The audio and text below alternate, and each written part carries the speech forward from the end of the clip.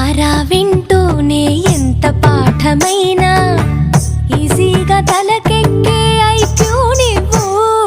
కనులారా చదివింది ఒకసారే అయినా కల్లోను మరిచిపోని మెమరీ నువ్వు. చదివిన ప్రశ్నలని పరీక్షలు రానివ్వు, చదవనిదేదైనా చాయిస్ లో పోనివ్వు. ఒక్కొక్క దండానికి ఒక్కో మార్కు పండివ్వు.